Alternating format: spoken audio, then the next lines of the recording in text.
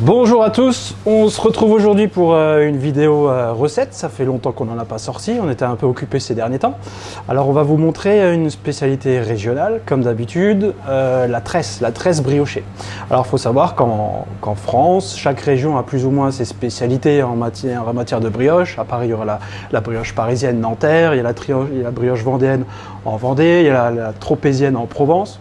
Et en Alsace, on a la tresse 3 branches à partir de pâte briochée légère. Donc je vais vous montrer ça aujourd'hui. On va commencer par faire la pâte. On commence par mélanger la farine.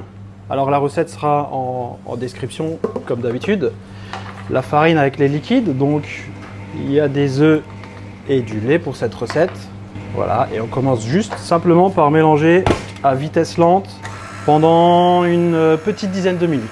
Pourquoi je ne mélange pas tout d'un coup? C'est parce que sur ces machines qui ne sont pas vraiment des recettes adaptées au travail de la pâte, on a du mal à former un réseau de gluten cohérent. Donc en incorporant les ingrédients d'une certaine manière, selon un ordre précis, on va réussir à combler ces lacunes qu'on trouve sur ces machines pour avoir un réseau de gluten bien formé.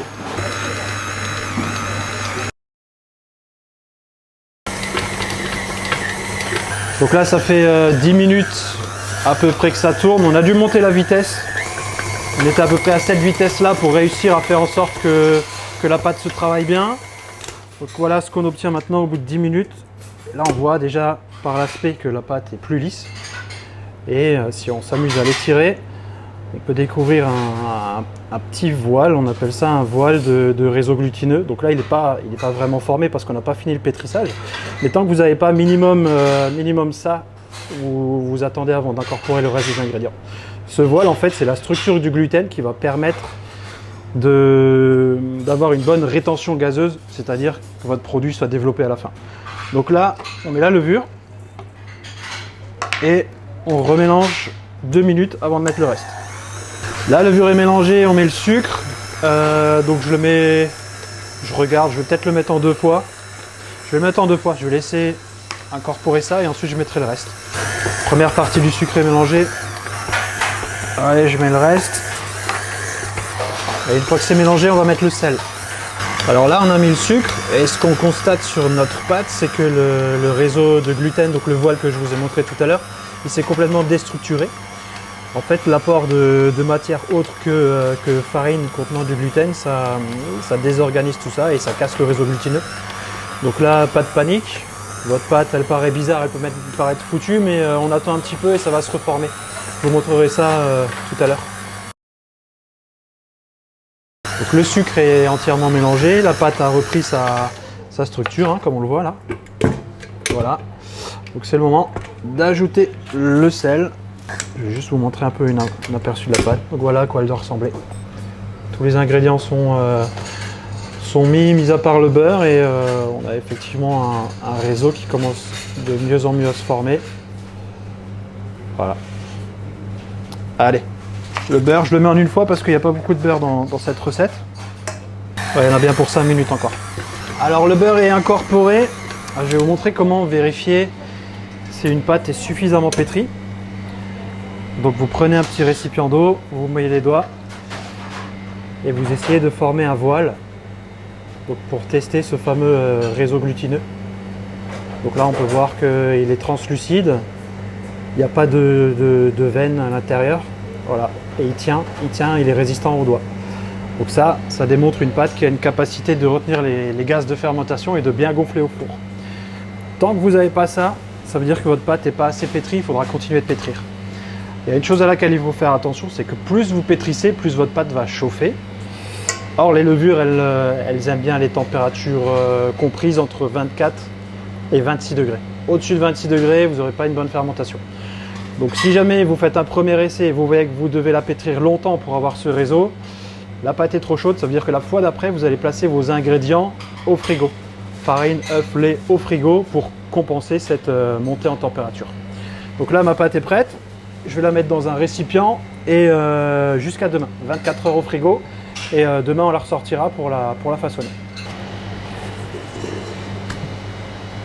Donc nous voilà 24 heures après, notre pâte a fermenté. Alors ce que j'ai oublié de vous dire au moment où j'ai sorti la pâte, c'est que si vous souhaitez incorporer des ingrédients pépites chocolat, raisins secs, ça peut être aussi des fruits secs dans votre pâte.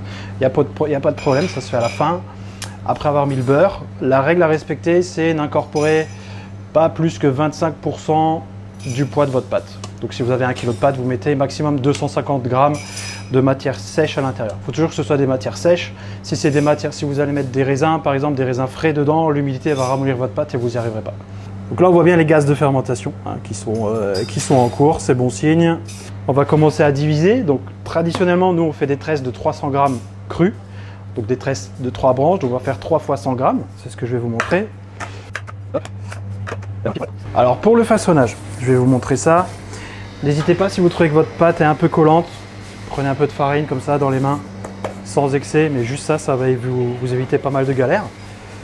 Pour façonner, j'aplatis, je fais un premier pli comme ça. Et là j'ai déjà mon pré-façonnage, on appelle ça, mon boudin qui est en forme, et j'ai juste à l'allonger. J'y vais en plusieurs fois pour ne pas forcer sur la pâte. Donc là j'ai mon premier boudin. Ne vous inquiétez pas si c'est pas hyper régulier, c'est pas pour ça que votre tresse sera pas bonne. Et j'y vais petit à petit. Donc là elle a reposé quelques secondes et ça va me permettre de gagner de la longueur. Quelques secondes de repos suffisent pour faciliter l'allongement. Donc là on a des boudins de 40 cm et je vais vous montrer le tressage à 3 branches. Alors pour les mamans qui ont l'habitude de faire des tresses à leurs enfants, ce sera facile. Pour les autres, je vais vous expliquer. On prend toujours le côté extérieur qu'on va rabattre au milieu des deux autres. Donc moi je commence au milieu et après je vais faire l'autre côté. Voilà, j'ai fait celui-là, je fais le côté droit, maintenant je vais faire le côté gauche. Ensuite je refais le côté droit, côté gauche, droite, gauche, droite, etc. Arrivé là, je vais faire l'autre côté, donc je la retourne. Et pareil, donc on voit qu'en dernier, c'est le côté droit qui a été fait. On fait le côté gauche, droite, gauche, droite, gauche, droite, etc. Arrivé à la fin, on soude un petit peu. Et voilà, là on a une tresse qui est prête à passer en seconde fermentation. Allez, ça fait 2h30 que notre tresse est en fermentation.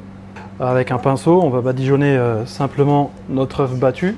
C'est pas obligé d'en mettre trop. Si vous en mettez trop, l'œuf il va couler sur le rebord de la tresse, entre la tresse et le papier cuisson, et vous allez avoir de l'omelette.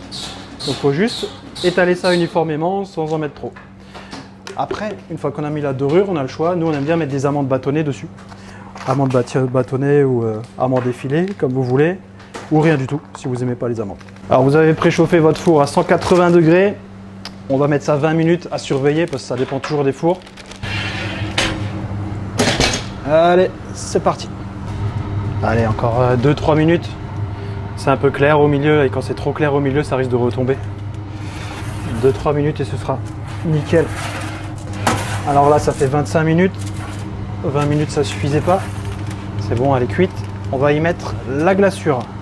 Alors la glaçure, c'est un mélange de sucre glace et d'eau. Donc petit à petit, vous prenez une petite cuillère, vous mettez du sucre glace et de l'eau tout doucement et vous mélangez jusqu'à obtenir cette texture. On la met à chaud sur le produit qui vient de sortir du four pour pas que l'eau imbibe le produit et pour que le sucre ait le temps de sécher.